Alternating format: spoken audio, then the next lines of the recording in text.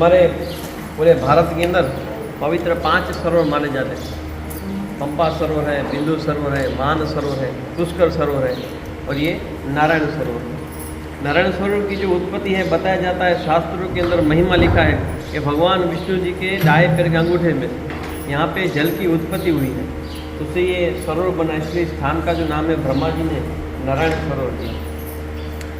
यहाँ पे चारों तरफ जो है वो समुद्र आया हुआ है। आप जहाँ से अंदर आए, दो तरफ पानी भरा हुआ और समुद्र का जल है। आगे कोटेश्वर महादेव का मंदिर, जो चारों तरफ समुद्र है और बीच में मीठा पानी का सरोवर, जो इस जगह की पवित्रता मानी जाती है कि समुद्र होने के बाद भी सरोवर में जो है पानी मीठा रहता है। जब भी बारिश रहती है अपने आप ये पूरा सरोवर भर जाता है, उनको स्टॉक नहीं है पानी का, अपने आप बारिश से पूरा सरोवर भरता है। इसका जो महिमा है भागवत और शिव पुराण के अंदर बताया गया है। भागवत के अंदर लिखा गया है कि जो ब्रह्मा जी के पुत्र दक्ष प्रजापति थे और दक्ष प्रजापति ने अपनी शक्ति से 10,000 पुत्र उत्पन्न किए, जिसे हम प्रचेताओं माने जाते हैं। जो भागवत के अंदर प्रचेताओं का माना जाता है। तो प्रचेताओं ने यहाँ पे 10,000 साल तक तपस्या की है और तपस्या करने के बाद उन्हीं को ज्ञान प्राप्त हुआ और पूरे भारत के अंदर यहाँ से परिभ्रमण किया है। मनुष्य की उत्पत्ति इस नारायण सरोवर में से हुई है, ऐसा भागवत और शिव पुराण के अंदर बताया गया है। ब्रह्मा जी ने कहा जहाँ उत्पत्ति हुई वहीं मनुष्य को मोक्ष मिलना चाहिए। हम जो पिंडदान करवाते हैं, पितृ कार्य करवाते हैं, तो यहाँ भी मोक्ष का द्वार दिया गया है। यहाँ भी पिंडदान होता है। जब कार्तिक महीना है, चैत्र महीना रहता है, उस समय यहाँ पे ज़्यादातर कच्छ के जो लोग हैं वो अपने पितरों के पिंडदान के लिए यहाँ पे आते हैं। शास्त्रों में महिमा है कि विष्णु जी का बनाया और सरोवर माना जाता है। तो विष्णु जी यहाँ पे जल सरोवर में विराजमान है। वैसे स्नान का महिमा है, स्नान न हो तो माथे पे पानी चढ़ा के सभी अपनी यात्रा को यहाँ पे पुण्य करते हैं। हमारे जो कच्छ के जो लोग हैं वो 4 धाम की यात्रा या छोटी बड़ी यात्रा करने के बाद इस नारायण सरोवर की यात्रा करते हैं, क्योंकि जो यात्रा का जो फल है उन्हें यहाँ पे प्राप्त होता है। तो कहीं भी यात्रा करने के बाद इस नारायण सरोवर की यात्रा करते हैं, क्योंकि पवित्र जल माना जाता है। शास्त्र में एक महिमा लिखा गया है, जो सरस्वती नदी जो है तो यहाँ आते आते सिंधु नदी हो जाती, क्योंकि पहले ये सिंध प्रांत बोला जाता था। तो सिंधु नदी जो है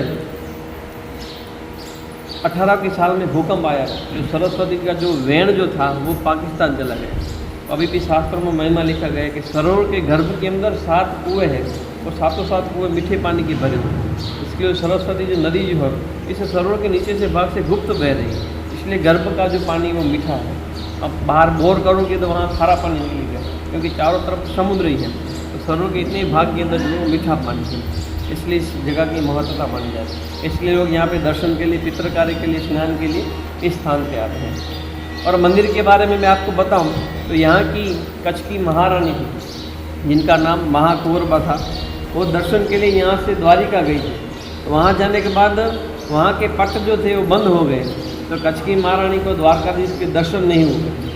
और पहले के समय में गाड़ियाँ नहीं थी, तो वहाँ जाने में 2 महीने का समय लगता, क्योंकि बैलगाड़ी से जाना पड़ता।